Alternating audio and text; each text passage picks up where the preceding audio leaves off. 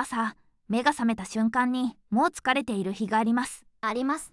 寝たはずなのに重い。起きる前から、今日が不安です。それは睡眠時間だけの話ですか？そこが今日の入り口です。不調を根性で片付けません。気合が足りないと思ってました。でも責めるほど、体は固まりますね。今回見るのは整え方です。体、頭、心を少し戻す視点です。一気に変える話ではないんですね。毎日の所作を見直す話ですね。紹介するのは中西哲夫さんの本です。人生最高のコンディショニング。コンディショニングって難しそうです。スポーツ選手だけの言葉にも聞こえます。この動画では日常の言葉にします。朝の動き、姿勢、呼吸。それなら自分にも関係ありそうです。まず何を見ればいいですか3つに絞ります。朝、体の所作、頭と心の余白です。ポイントは、頑張る前の整え方です。まず朝の入り方から見ます。頑張る前に止まる発想はなかったです。止まるのは遅れではなく準備ですね。ここで大事なのは、名前をつけることです。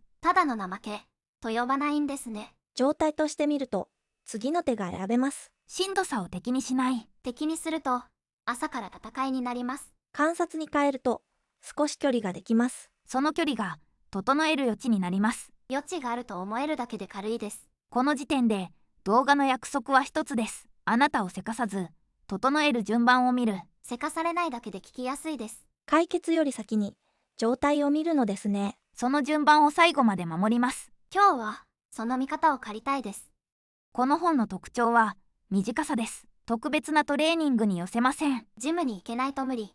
ではない。食事管理だけの本でもないんですね。扱うのは、日々の小さな調整です。起き方、座り方、歩き方。言われると全部、雑にしてます。動作が調子に影響するのですか？影響は一つでは小さいです。でも積み重なると一日を作ります。朝から乱れて、夜まで引きずる感じ。確かに予定より、状態が先ですね。著者はスポーツの世界で体を見てきました。だから調子を感覚だけで終わらせません。気分の話だけではないんですね。体の使い方から見るわけですね。大事なのは限界前の調整です。倒れてから休むだけでは遅い。いつも限界まで放置してました。不調を早めに拾う設計ですね。今日は55の習慣を全部は追いません。忙しい人が使いやすい軸に絞ります。全部やれと言われないのは助かります。3つの軸なら見通しが立ちます。朝、体、余白、この3つで見ます。最初の軸は、朝の入り方です。本の魅力は、正論で追い込まない点です。続けられない人にも余地があります。コンディションは、才能より再現性です。調子がいい日を偶然にしない。悪い日も、全部自分のせいにしない。そのために小さな習慣を観察します。小さいから見逃していたのかも。見逃す場所ほど、改善余地があります。本書は、その入り口を増やしてくれます。できる入り口が多いのは安心です。つまり本書は、万能薬ではありません。調子を戻す選択肢の棚です。今日はどれを使うか選べる。選べると、無理期間が減ります。そこに、日常で使う価値があります。選択肢があるだけで、朝が少し変わります。一つ目は、朝の入り方です。朝は一日の助走です。私は起きた瞬間にスマホを見ます。その時点で焦りが始まります。予定より通知に引っ張られるのですね。朝の最初に外へ意識を渡すと、自分の状態を見ないまま走り出します。体が重い理由を確認していない。疲れを無視して予定へ入る感じです。まず必要なのは観察です。よく寝たかだけではありません。肩が重いとか、呼吸が浅いとか。頭が先に急いでいる時もあります。そこで朝に小さな確認を入れます。体はどこが硬いか、呼吸は浅くないか。それだけで変わりますか？変える前に気づく段階ですね。そうです。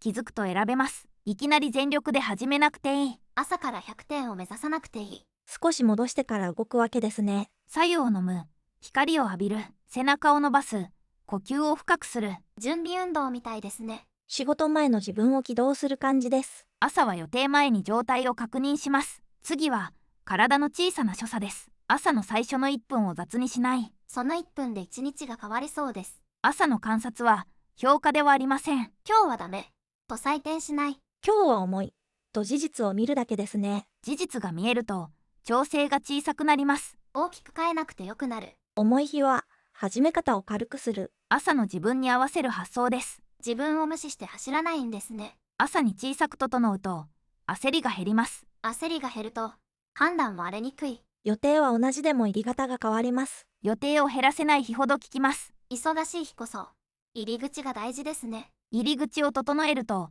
立て直しが早くなります。2つ目は、体の小さな所作です。姿勢や歩き方は、気分にも響きます。疲れると背中が丸くなります。そのまま気持ちまで下がります。体の形が心に戻ってくるのですね。本書の視点で大切なのは、大きな努力より、崩れを戻すことです。鍛える前に、戻す。それならハードルが低いです。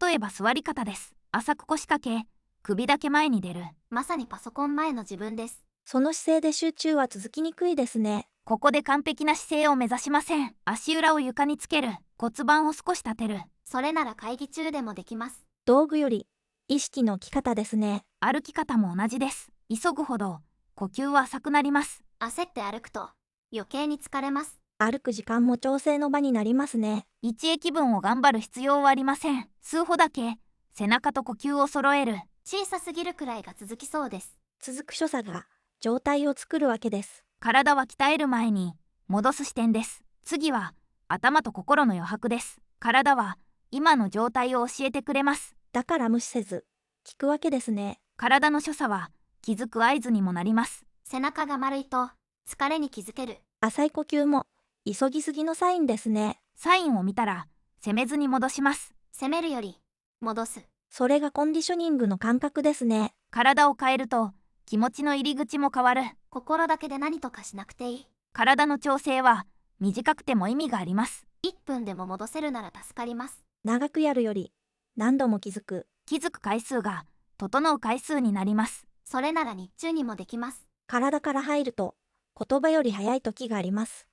3つ目は、頭と心の余白です。体が整っても、頭が散らかる日があります。やることが多すぎて止まれません。休んでいても考え続けています。それは休憩ではなく待機ですね。不調の正体は、疲労だけではありません。未処理のことが頭に残る重さもあります。小さいタスクほど残ります。忘れないように抱えてしまう。そこで、書き出すことが効きます。頭の中だけで管理しない。書いたら、少し軽くなる感覚があります。解決ではなく、置き場所を作るのですね。心の余白も同じです。人の反応を受け取りすぎると、自分の状態が見えにくくなります。誰かの一言で一日が乱れます。反応する前に間が必要ですね。その間を、意識して作ります。すぐ返さず、一呼吸を置く。それだけで言い過ぎを減らせそうです。心の消耗を防ぐ小さな防波堤ですね。余白とは、暇な時間ではありません。自分を取り戻すための隙間です。予定を減らすだけではないんですね。頭と心の置き場所を整える。余白は、考えと感情の置き場です。ここで誤解を一つ外します。余白は、予定の空白だけではありません。心が戻る場所のことですね。頭の余白は、集中力の土台です。タスクが散らかると、何も始められない。始める前の摩擦が大きくなるんですね。だから、まず摩擦を小さくします。全部片付ける必要はない。次に見るものだけ、外へ置く。心の余白は、反応の速さを緩めます。すぐ傷つく日ほど必要ですね。余白がない時ほど、判断は急ぎます。急いで返して、後で後悔します。だから一呼吸は、時間稼ぎではない。自分を戻すための小さな安全地帯です。安全地帯。いい言葉です。小さな余白が、次の一手を選ばせます。ここで外したい誤解があります。不調はいつも努力不足ではありません。でも、できない自分を責めがちです。責めると、次の行動も重くなります。コンディションを整えるとは、自分を甘やかすことではありません。休むイコール逃げと思ってました。でも整えることは準備でもあります。むしろ、力を出せる状態を作ることです。無理に押し切るほど、状態は乱れます。頑張っているのに空回りする時です。努力の方向がずれている可能性ですね。ここで本の視点が役立ちます。能力を責める前に、状態を見る。それは少し救われます。原因探しより、調整点探しですね。例えば集中できない日、意志が弱いと決めつける前に、呼吸、姿勢、予定の詰まりを見ます。見る場所が変わるだけで楽です。自分を攻撃しなくて済みます。この動画の結論もそこです。もっと頑張る前に、整える。その順番なら、明日試せそうです。では実際に、何から始めますか？努力不足より、状態の調整を見ます。次は、今日からの使い方です。責める言葉を、観察の言葉に変える。それが最初の整え方でもありますね。自分を責める言葉は強いです。一度言うと、何度も頭に戻ります。だから言葉のやり方も整え方ですね。弱い、ダメ、続かない。その前に、状態が乱れていないか。攻め言葉を止めるだけでも違います。止める余白が次の行動を作ります。整えるとは、自分との関係を戻すことです。この視点は、優しさだけではありません。仕事の質を守る現実的な方法です。無理して崩れるより現実的です。状態を整える方が結果に近い。だから、頑張り方を変えます。頑張る前の準備として受け取ります。今日から使うなら、3つだけです。1つ目は、朝の状態メモ。何を書けばいいですか？長い日記だと続かなそうです。1行で十分です。体、頭、心のどれが重いか。それなら30秒でできます。不調を分類するだけでも違います。2つ目は、姿勢リセットです。仕事前に足裏を床へ置く。背中を伸ばし、息を長く吐く。会議前にできそうです。周りにも気づかれにくいですね。3つ目は、頭の外出しです。気になることを紙に出します。やることが多いほど効果がありそう。抱える量を減らすのですね。ここで欲張らないことが大事です。3つを全部、完璧にやらない。完璧にしようとして疲れます。整える習慣で消耗したら逆ですね。1週間に1つだけで十分です。朝メモだけ、姿勢だけ、外出しだけ。一つなら続けられそうです。続いたら増やす順番ですね。小さく始めて、状態を観察します。1行目も、姿勢、外出時から始めます。最後に、全体をまとめます。大切なのは、できた数ではありません。自分の変化に気づくことですね。実践は、失敗しにくく作ります。続かない前提で小さくする。それは諦めではなく設計ですね。朝メモも、丸を書くだけでいい。体、頭、心のどれかに丸。言葉が出ない日でもできます。続けるより、戻れる形にします。途切れても再開しやすいですね。3つのうち、一番軽いものを選びます。自分で選ぶと続けやすいです。押し付けではなく、調整ですね。今日の自分に合うものからでいい。その自由さが、続ける余白になります。選んだ一つが、次の観察になります。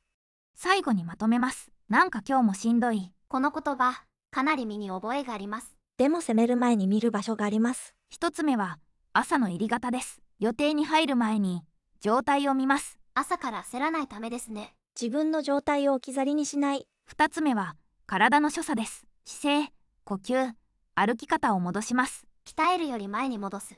小さいから日常に入ります。3つ目は、頭と心の余白です。抱え込まず、外へ出す。考えすぎの重さを減らすんですね。反応する前の一呼吸も大事です。この本から受け取れるのは、人生を急に変える魔法ではありません。毎日の小さな所作で整える視点です。それなら自分を責めずに始められます。今日の自分を観察するだけでも一歩です。もし明日、朝からしんどいなら、まず、1行だけ書いてください。体、頭、心、今重いのはどれか。そこから始めればいいんですね。頑張る前に整える一歩です。この動画が、明日の朝を少し軽くする、そんなきっかけになれば嬉しいです。頑張る前に、まず整える、小さく戻す日があっていい。それだけで明日が少し軽くなります。今日の話は、早く変わる話ではありません。でも、明日の朝には試せます。小さく試せるから、現実的です。調子がいい日を増やす入り口は、自分の状態を雑に扱わないことです。まず自分を確認する。